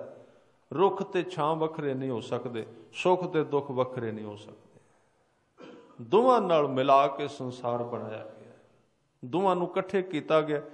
इस करके इन्हां दोवां नूं इक्को दम वरतन दी कला गुरु साहब ने सिखाई। सुख नूं किवें वरतना, दुख नूं किवें वरतना है। केतियां दुख भूख सद मार, ए पे दात तेरी दातार। ये भी एक दात है, बड़ी वड्डी दात जिहदे विच आदमी घड़िया जांदा है। सवेरे भी बेनती कीती सी, दुख भुख जिहड़ी है, केतियां दुख भूख सद मार। दुख ही आदमी नूं घड़दा है, नहीं ते मुरदा है। जिन्हों जीवन दे विच कदी कोई रुकावट ही नहीं आई, वो चढ़न दी जाच किवें सिखेगा? जिहदे जीवन विच कदी चढ़ाई नहीं आई, तुसीं कदी वेखना असीं दुख तो दौड़ने आ, सुख नूं मंगने। ठीक है, दुख दी एक हद हुंदी है, आदमी जिथों तक उहनूं सहन कर सके। पर मैं एक छोटी जी उदाहरण दियां, तुसीं कदी वेखना जे जमीन ढलदी है, नीवें पासे नूं तुरीए ते शरीर नूं सुख मिलदा है, क्योंकि जोर नहीं लगदा। नीवें पासे वाल आदमी जा रहा, कोई ताकत नहीं लगेगी, आप ही रिड़दा जा रहा, कोई जोर नहीं लगता। पर जे आदमी नूं थोड़ी जी उचाई वाल चढ़ना पए, उच्चे पैर चुकने पैण, पहाड़ वाल जाना पए, तो उहदे शरीर की ताकत लगेगी। पर जिन्नी उहदे शरीर की ताकत लगेगी, उन्नी उहदे शरीर की ताकत वधेगी। शरीर का यह एक विज्ञान है, ਇਹਦਾ जिन्ना जोर लगे ਇਹਦਾ उन्ना जोर ਵੱਧਦਾ है। जिन्नी ਇਹਦੀ ताकत लाई जाए उन्नी ਇਹਦੀ ताकत ਵੱਧ ਜਾਂਦੀ है। मन का भी यही कारण है, मन का भी यही मैथ है। मन ਨੂੰ जिन्ना बरीक करांगे उन्नी ਇਹਦੀ ताकत ਵੱਧ जाएगी, शक्ति ਵੱਧ जाएगी। जिन्ना ये खाली रहेगा उन्नी ਇਹਦੀ ताकत घटती जाएगी। मन गलत राहां ते जाएगा, ध्यान विच नहीं जाएगा, बरीकी विच नहीं जाएगा, उन्नी ਇਹਦੀ ताकत घट जाएगी, उन्ना कमजोर पैंदा जाएगा, उन्हें ਇਹਦੇ नैगेटिव ख्याल आने शुरू हो जाएंगे। इस करके किसी भी चीज़ नूं ਤਾਕਤਵਰ ਕਰਨ ਵਾਸਤੇ ਉਹਦੇ ਤੇ ਦੁੱਖ ਸਹਿਣਾ ਪੈਂਦਾ। ਦੁੱਖ ਤੋਂ ਬਿਨਾਂ ਨਹੀਂ। ਇੱਕ ਪਹਿਲਵਾਨ ਇੱਕ 100 ਡੰਡ ਬੈਠਕਾਂ ਮਾਰਦਾ, ਬੜਾ ਦੁੱਖ, ਬੜੇ ਸਰੀਰ ਵਿੱਚ ਦਰਦਾਂ ਹੁੰਦੀਆਂ ਨੇ, ਪਰ ਉਹ ਜਿਹੜਾ ਦੁੱਖ ਹੈ ਉਹਦੇ ਵਿੱਚ ਸ਼ਕਤੀ ਭਰ ਰਿਹਾ। ਇੱਕ ਆਦਮੀ ਸਾਰਾ ਦਿਨ ਮੰਜੇ ਤੇ ਪਿਆ ਹੋਇਆ, ਸੁੱਖ ਤੇ ਬੜਾ ਹੈ, ਪਰ ਸੁੱਖ ਦਾ ਬਣੇਗਾ ਕੀ? ਉੱਠ ਕੇ ਤੁਰਦਾ, ਤੁਰਿਆ ਨਹੀਂ ਜਾਂਦਾ, 4 ਕਦਮ ਨਹੀਂ ਤੁਰਿਆ ਜਾਂਦਾ। ਹੈ ਸੁੱਖ ਮੰਜੇ ਦਾ, ਪਰ ਉਸ ਸੁੱਖ ਨੇ ਥਕਾ ਦਿੱਤਾ। ਇਹ ਜੀਵਨ ਦੀ ਕਲਾ ਬਣਾਈ, ਅਸੀਂ ਇਹਨੂੰ ਗਲਤ ਤਰੀਕੇ ਨਾਲ ਲੈ ਲਿਆ। ਆਦਮੀ ਮਿੱਟੀ ਬਣਨਾ ਚਾਹੁੰਦਾ ਹੈ, ਉਹ ਚਾਹੁੰਦਾ ਮੈਨੂੰ ਹੱਥ ਨਾ ਹਿਲਾਉਣਾ ਪਏ, ਪੈਰ ਨਾ ਹਿਲਾਉਣਾ ਪਏ, ਕੰਮ ਨਾ ਕਰਨਾ ਪਏ, ਮਿਹਨਤ ਨਾ ਕਰਨੀ ਪਵੇ। ਧਰਮ ਦੇ ਮਾਮਲੇ ਵਿੱਚ ਵੀ ਆਦਮੀ ਇਹ ਚਾਹੁੰਦਾ, ਕਰੇ ਕੋਈ ਤੇ ਮਿਲੇ ਮੈਨੂੰ। ਇਸੇ ਤਰ੍ਹਾਂ ਇਹ ਸਹਿਜੇ ਸਹਿਜੇ ਆਲਸੀ ਹੋ ਜਾਂਦਾ ਹੈ। ਮਿਹਨਤ ਉਹਦੀ ਜ਼ਿੰਦਗੀ ਵਿੱਚੋਂ ਖੰਭ ਲਾ ਕੇ ਉੱਡ ਜਾਂਦੀ, ਔਰ ਸਹਿਜੇ ਸਹਿਜੇ ਉਹ ਇੱਕ ਮਿੱਟੀ ਦਾ ਬੁੱਤ ਬਣ ਕੇ ਰਹਿ ਜਾਂਦਾ, ਕੁਝ ਵੀ ਨਹੀਂ। ਜੀਵਨ ਇਸ ਤਰ੍ਹਾਂ ਦਾ ਹੈ, ਜਿੰਨਾ ਇਸ ਨੂੰ ਚਲਾਓ ਓਨਾ ਤੇਜ਼ ਚੱਲੇਗਾ, ਜਿੰਨਾ ਇਸ ਨੂੰ ਰੋਕ ਦਿਓ ਓਨਾ ਰੁਕ ਜਾਏਗਾ। ਤਾਂ ਸਤਿਗੁਰੂ ਕਹਿੰਦੇ ਆਦਮੀ ਕੀ ਕਰ ਰਿਹਾ? ਸੁੱਖ ਦੇ ਸਾਧਨ ਲੱਭ ਰਿਹਾ, ਪਰ ਉਹਨੂੰ ਪਤਾ ਨਹੀਂ ਇਹਨਾਂ ਸੁੱਖ ਦੇ ਸਾਧਨਾਂ ਦੇ ਵਿੱਚ ਇੱਕ ਦੁੱਖ ਹੈ। ਇੱਕ ਹੋਰ ਉਦਾਹਰਨ ਆਪ ਜੀ ਨਾਲ ਸਾਂਝੀ ਕਰਦਿਆਂ, ਆਸਾ ਦੀ ਵਾਰ ਦੇ ਅਖੀਰ ਤੇ ਸ਼ਲੋਕ ਆਉਂਦੇ ਨੇ। ਗੁਰੂ ਸਾਹਿਬ ਨੇ ਦੋਵੇਂ ਤਰ੍ਹਾਂ ਦੇ ਲੋਕਾਂ ਦਾ ਜ਼ਿਕਰ ਕੀਤਾ ਹੈ। ਇੱਕ ਨਿਹਾਲੀ ਪੈ ਸਵਨ, ਇੱਕ ਉੱਪਰ ਰਹਿਣ ਖੜੇ। ਇੱਕ ਨਿਹਾਲੀ ਦਾ ਅਰਥ ਹੈ ਮੰਜੇ ਤੇ ਤੁਲਾਈ ਤੇ ਸੁੱਤੇ ਰਹਿੰਦੇ ਨੇ। ਤੇ ਪੁਰਾਣੇ ਸਮੇਂ ਵਿੱਚ ਪੱਖੇ ਨਹੀਂ ਸਨ ਹੁੰਦੇ, ਨੌਕਰ ਰੱਖੇ ਹੁੰਦੇ ਸਨ। ਨੌਕਰ ਰੱਖਦੇ ਸਨ ਵੀ ਇੰਨੇ ਘੰਟੇ ਤੂੰ ਪੱਖਾ ਝੱਲਣਾ ਰਾਤ, ਇਹ ਤੈਨੂੰ ਤਨਖਾਹ ਮਿਲੇਗੀ। ਇੱਕ ਉੱਪਰ ਰਹਿਣ ਖੜੇ, ਤਿੰਨਾਂ ਸਵਾਰੇ ਨਾਨਕਾ ਜਿਨ ਕੋ ਨਦਰ ਕਰੇ। ਹੁਣ ਜਿਹੜਾ ਉਸ ਤਲਾਈ ਤੇ ਸੁੱਤਾ ਹੈ ਵੇਖਣ ਵਿੱਚ ਸੁਖੀ ਹੈ, ਪਰ ਜਿਹੜਾ ਖਲੋ ਕੇ ਪੱਖਾ ਝੱਲ ਰਿਹਾ ਉਹ ਵੇਖਣ ਵਿੱਚ ਦੁਖੀ ਲੱਗਦਾ ਹੈ, ਪਰ ਉਹਦੇ ਸਰੀਰ ਦੀ ਜਿਹੜੀ ਮਿਹਨਤ ਹੈ ਉਹਦੇ ਸਰੀਰ ਨੂੰ ਤਕੜਾ ਕਰ ਰਹੀ ਹੈ, ਤਾਕਤ ਦੇ ਰਹੀ ਹੈ। ਜਿਹੜਾ ਮੰਜੇ ਤੇ ਸੁੱਖ ਲੈ ਰਿਹਾ ਉਹਨੂੰ ਮੁਰਦਾ ਕਰ ਰਹੀ ਹੈ, ਬੇਜਾਨ ਕਰ ਰਹੀ ਹੈ। ਇਸ ਤਰ੍ਹਾਂ ਸੱਚੇ ਪਾਤਸ਼ਾਹ ਜੀ ਕਹਿ ਰਹੇ ਮਨੁੱਖ ਦੀ ਹਾਲਤ ਹੈ, ਉਹ ਸੁੱਖ ਹੀ ਸੁੱਖ ਚਾਹੀ ਜਾਂਦਾ ਹੈ, ਔਰ ਦੁੱਖ ਦਾ ਕੋਈ ਉਪਰਾਲਾ ਨਹੀਂ ਕਰਦਾ। ਯਾਨੀ ਕਿ ਦੁੱਖ ਨੂੰ ਜੀਵਨ ਦੇ ਵਿੱਚ ਕਿਸੇ ਢੰਗ ਨਾਲ ਢਾਲਣ ਤੋਂ ਬਿਨਾਂ ਕਦੀ ਵੀ ਜੀਵਨ ਦੀ ਸਿੱਧੀ ਪ੍ਰਾਪਤ ਨਹੀਂ ਹੁੰਦੀ। ਗੁਰੂ ਤੇਗ ਬਹਾਦਰ ਸਾਹਿਬ ਕਹਿੰਦੇ, ਯਤਨ ਬਹੁਤ ਸੁਖ ਕੇ ਕੀਏ, ਦੁੱਖ ਕੋ ਕੀਓ ਨਾ ਕੋਏ। ਦੂਸਰਾ ਵਿਸ਼ਾ ਜੋ ਮੈਂ ਲੈ ਰਿਹਾ ਸੀ, ਉਹਨੂੰ ਇਸ ਸੁੱਖ ਦੇ ਵਿੱਚੋਂ ਦੁੱਖ ਨੂੰ ਪਹਿਚਾਨਣ ਦੀ ਜਾਚ ਨਹੀਂ ਆਈ। ਸਾਹਿਬ ਕਹਿੰਦੇ, ਕਹੋ ਨਾਨਕ ਸੁਨ ਰੇ ਮਨਾ, ਹਰ ਭਾਵੈ ਸੋ ਹੋਏ। ਹੁਣ ਇਸ ਪੰਕਤੀ ਵਿੱਚ ਦੱਸਿਆ ਸੁਖੀ ਕੌਣ? ਜਿਹੜਾ ਇਸ ਵਿਸ਼ਵਾਸ ਦੇ ਉੱਤੇ ਦ੍ਰਿੜ ਹੋ ਗਿਆ ਕਿ ਉਹੀ ਹੋਵੇਗਾ ਜੋ ਕੁਝ ਉਹਨੇ ਕਰਨਾ ਹੈ, ਉਹਦੇ ਤੋਂ ਬਿਨਾਂ ਕੁਝ ਹੋ ਹੀ ਨਹੀਂ ਸਕਦਾ। ਫਿਰ ਚਿੰਤਾ ਕਿਸ ਚੀਜ਼ ਦੀ ਹੈ? ਪਹਿਲੇ ਜੋ ਕੁਝ ਹੋਇਆ ਉਹ ਉਸਨੇ ਕਰਨਾ ਸੀ, ਅੱਜ ਜੋ ਕੁਝ ਹੋ ਰਿਹਾ ਇਹ ਵੀ ਉਸਨੇ ਕਰਨਾ ਹੈ। ਆਉਣ ਵਾਲੇ ਸਮੇਂ ਵਿੱਚ ਉਹ ਹੀ ਹੋਵੇਗਾ ਜੋ ਉਸਨੇ ਕਰਨਾ ਹੈ। ਤਾਂ ਫਿਰ ਜਿਹੜਾ ਇੰਨਾ ਸਮਰੱਥ ਹੈ, ਜੋ ਪਿੱਛੇ ਵੀ ਕਰਦਾ ਰਿਹਾ, ਜੋ ਅੱਜ ਵੀ ਕਰ ਰਿਹਾ ਤੇ ਆਉਣ ਵਾਲੇ ਸਮੇਂ ਵਿੱਚ ਵੀ ਕਰੇਗਾ, ਇਹ ਅਭਿਆਸ ਜਿਹਦੀ ਜ਼ਿੰਦਗੀ ਵਿੱਚ ਗਹਿਰਾ ਹੋ ਜਾਏ, ਉਹ ਇੱਕ ਬੇਪਰਵਾਹੀ ਦੇ ਆਲਮ ਵਿੱਚ ਜਿਉਣ ਲੱਗ ਪੈਂਦਾ। ਉਹ ਭੈ ਤੋਂ ਮੁਕਤ ਹੋ ਜਾਂਦਾ ਹੈ, ਭਰਮ ਤੋਂ ਮੁਕਤ ਹੋ ਜਾਂਦਾ ਹੈ, ਕਿਉਂਕਿ ਜੋ ਸਮਰੱਥ ਹੈ ਉਹਦੇ ਹੱਥਾਂ ਵਿੱਚ ਜੀਵਨ ਦੀ ਡੋਰੀ ਦੇ ਦਿੰਦਾ ਹੈ। ਉਹ ਆਪ ਉਹਦੀ ਸੰਭਾਲ ਕਰਨੀ ਸ਼ੁਰੂ ਕਰ ਦਿੰਦਾ ਹੈ। ਬੇਚਿੰਤਤਾਈ ਉਹਦੇ ਜੀਵਨ ਵਿੱਚ ਛਾ ਜਾਂਦੀ ਏ। ਇਸ ਕਰਕੇ ਉਹ ਇਸ ਗੱਲ ਨੂੰ ਪਰਪੱਕ ਕਰ ਲੈਂਦਾ। ਕਹਿੰਦੇ, ਕਹੋ ਨਾਨਕ ਸੁਨ ਰੇ ਮਨਾ, ਹੇ ਮੇਰੇ ਮਨ, ਤੂੰ ਇਸ ਵਿਚਾਰ ਨੂੰ ਦ੍ਰਿੜ ਕਰ। ਕਿਹੜੀ ਵਿਚਾਰ? ਕਹਿੰਦੇ, ਹਰ ਭਾਵੈ ਸੋ ਹੋਏ।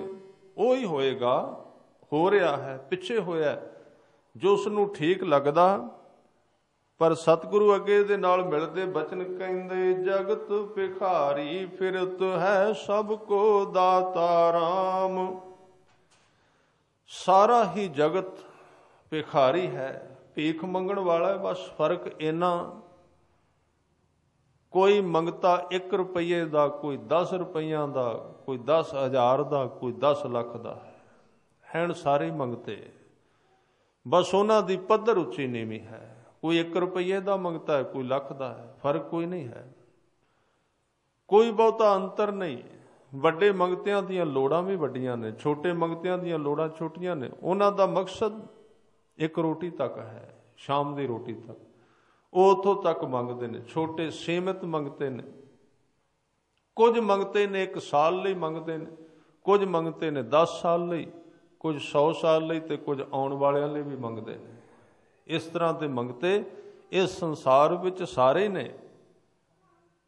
ਪਰ ਸਤਿਗੁਰੂ ਕਹਿੰਦੇ तू उस दाते तो कदी दात मंग ऐसी, सब को दाता राम। ये दातां भी उहदे कोल हैन, पर वो दात मंग किहड़ी दात? जिहड़ी दात तेरे अपने काम आ सके। ये जो कुछ तू मंगी जा रहा है इत्थे सी, उन्हें पलट के एक थां तो दूजे थां ते दे देना। सब को दाता राम। साहब कहंदे कहो नानक मन सिमर तेह। हे मेरे मन, ऐसे अकाल पुरख वाहिगुरू दा सिमरन कर, पूरन होवै काम। तेरी जिंदगी दे सारे कम संपूर्ण होणगे, पूरे हो जाणगे। हर एक कारज, हर एक पख तो लोक परलोक दे सुख उहदे घर विच हन। गुरु तेग बहादुर साहब सच्चे पातशाह जी ये बख्शिश कर रहे ने कि दुख ते सुख दी कीमियां, दुख ते सुख का हिसाब किताब समझना अत जरूरी है। वो दाता है, उस तो मंगना चाहिए।